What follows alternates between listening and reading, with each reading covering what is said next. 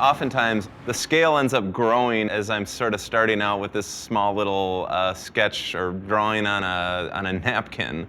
And then it just becomes like, it starts unraveling into something much, much bigger. And that is kind of what has happened with this piece. It sort of got away from me, and then I had to sort of lasso it back in. It's a massive 10-foot 3D painting, which is actually built in 4 sections. So there's a front section right here, and then there's a middle and 2 sides, and they interweave in together, sort of lock in together.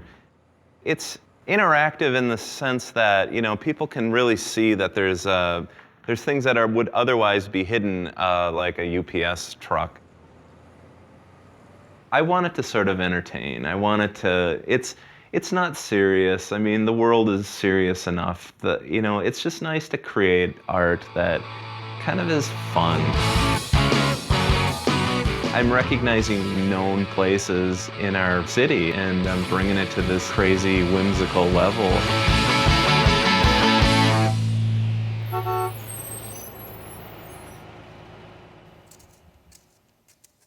I think one of the reasons I paint in a style that I do is I really never could realistically draw. I couldn't make something look like a picture or a photograph. I would try and kind of fail miserably. I come from kind of a background of illustration, cartooning, and caricature. I think it was my junior year of college. I came across a guy that was drawing caricature portraits at the Minnesota Zoo. I kind of asked him what got him into that, and I kind of got into it that way. You know, as a illustration major, it was really nice to be able to apply my major in some way, even if it was just doing just live drawings of people, you know, for a couple dollars here and there. And then one thing led to another, and then canvas started to kind of get a little boring to me, and I kind of wanted to push the boundaries of different work surfaces. You know, the first thing that really I started kind of playing around with was plywood and painting on a plywood surface.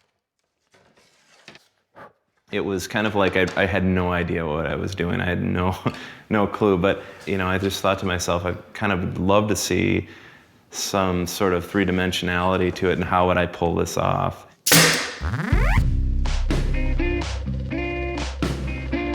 If it's maybe a brick building, I'm working on using textures out of what I use is a pastry bag, and I take these gel medium textures and then sort of fill it into the pastry bag and kind of use it to, you know, almost draw on the wood. The texture has kind of the consistency of like a cake frosting, so it's like frosting a cake. It took me a while to kind of learn the control of this stuff has a mind of its own. You know, it was just a lot of evolution of trying different things and pushing the scale element of it, making these paintings bigger and taking them on in something that maybe I hadn't tried before, to the point where I feel kind of uncomfortable about it. And that's for me, that's when good things start to happen.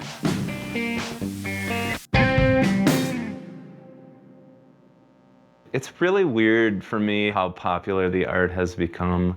I almost feel a little bit embarrassed by it. It's not something you plan a career to do. I think that people really are drawn to the work because it's the memory of a place that they have a fondness for.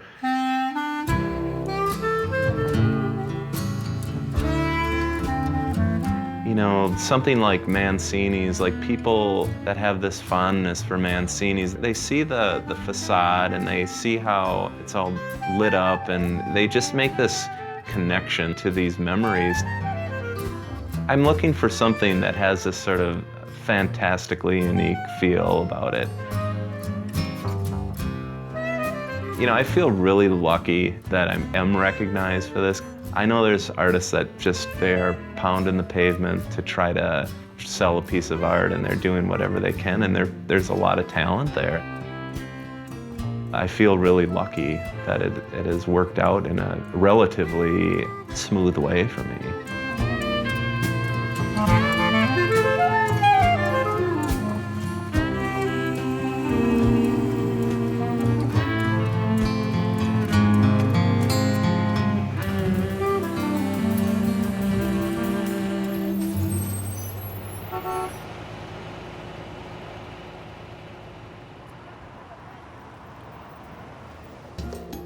Minnesota Original is made possible by the State Arts and Cultural Heritage Fund and the citizens of Minnesota.